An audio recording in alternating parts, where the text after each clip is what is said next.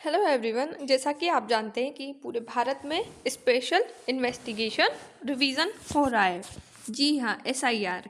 इसके बारे में तो आपने सुना ही होगा। तो ऐसा ही एक मुद्दा है कि असम में विधानसभा चुनाव 2026 में होने वाले, पर वहाँ एसआई की प्रक्रिया में बहुत लोग फंस गए हैं।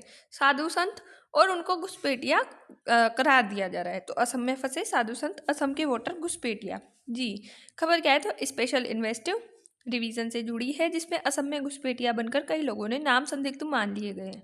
इस प्रक्रिया में अब साधु संत भी फंसे दिख रहे हैं, जिससे राजनीतिक विवाद खड़ा हो गया। असम का अगला विधानसभा चुनाव 2026 में होने वाला है। अयोध्या में रहने वाले एक संत, जिनका नाम महंत सीताराम दास है, उनके वोटर फॉर्म में मां का नाम सीता कौशल्या है, जबकि पिता की जगह गुरु का नाम दर्ज है। चुनाव आयोग की एसआईआर प्रक्रिया में इसे संदेशपाद माना गया है, क्योंकि आम नागरिकों की तरह माता पिता की जानकारी अलग है। उसी के साथ साधु संत पारिवारिक जीवन को त्याग चुके हैं। साधु संत के अलावा अन्य प्रभावित समुदाय, जैसे कि ट्रांसजेंडर समुदाय, जिसे हम थर्ड जेंडर बोलते हैं, कई लोगों के दस्तावेजों में नाम बदला हुआ है या माता पिता का विवरण अधूरा है। एसआईआर में ये डेटा मिसमैच बन जाता है। वोटर लिस्ट नाम कटने का यहाँ पे खतरा बना होता है।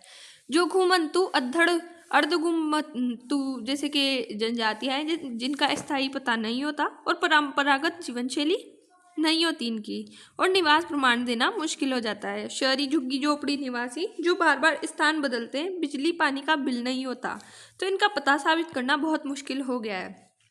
आपदा प्रभावित लोग, जैसे कि बाढ़ से असम में बहुत सारे लोग प्रभावित होते हैं। भूकंप और आग आदि से दस्तावेज नष्ट हो जाते हैं, नए कागज नहीं बना पाए।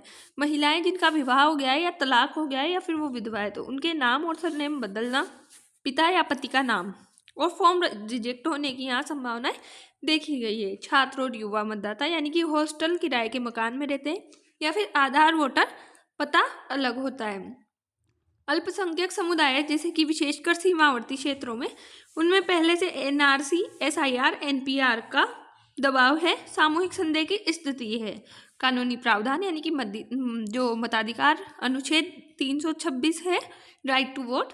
भारतीय संविधान के अनुच्छेद 326 के तहत हर नागरिक को वोट देने का अधिकार है। अगर एसआईआर प्रक्रिया में बिना पर्याप्त आधार के किसी का नाम हटाया गया, तो यह संवैधानिक अधिकार का उल्लंघन माना जाएगा, अदालत में चुनौती योग्य होगा।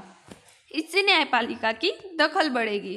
प्रभावित अनुच्छेद, यानी कि इससे कौन कौन से अनुच्छेद प्रभाव होंगे? तो अनुच्छेद 14, जो कि कानून के समक्ष समानता बताता है। अनुच्छेद 25, धर्म की स्वतंत्रता और जनप्रतिनिधित्व अधिनियम 1950, चुनाव आयोग की शक्तियां, आर्टिकल 324, ये इससे प्रभावित हो रहे। चुनाव आयोग को व्यापक अधिकार है, लेकिन यह मामला मनमानी बनाम विवेकाधिकार की बहस खड़ी करेगा। असम घुसपैठिया नैरेटिव का उल्टा असर। बीजेपी वर्षों से अवैध घुसपैठियों के मुद्दे पर सख्त रुख लेती आई है, जबकि यूपी अयोध्या के संत भी उसी श्रेणी में आ जाए तो ये नैरेटिव कमजोर और हास्यास्पद लगेगा। बीजेपी खुद को धर्म, संस्कृति और संतों की रक्षक पार्टी बताती है, लेकिन इस मामले में संतों का नाम वोटर लिस्ट से काटना या फॉर्म रिजेक्ट होना, विपक्ष कहेगा राम की नगरी में ही संत सुरक्षित नहीं है। बड़ा सवाल, क्या एसआईआर में साधु संतों या इन समुदायों के लिए अलग नियम होने चाहिए, या फिर सही प्रक्रिया आगे चलकर आम लोगों के लिए परेशानी बनेगी? भारतीय संविधान के अनुसार हर व्यक्ति को मत करने का या वोट करने का अधिकार है।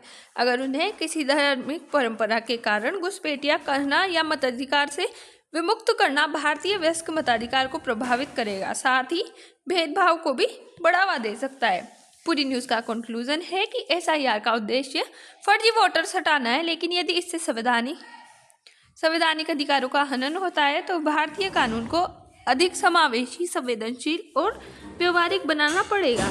इससे एक मानवीय अधिकार को ध्यान में रखकर कदम उठाना होगा, नहीं तो ये एक धार्मिक मुद्दा बन सकता है, वो भी सरकार के विरुद्ध। तो आज का हमारा टॉपिक यही खत्म होता है। I hope you understand. मिलते हैं नेक्स्ट वीडियो में, तब तक के लिए बाय। Thanks for watch.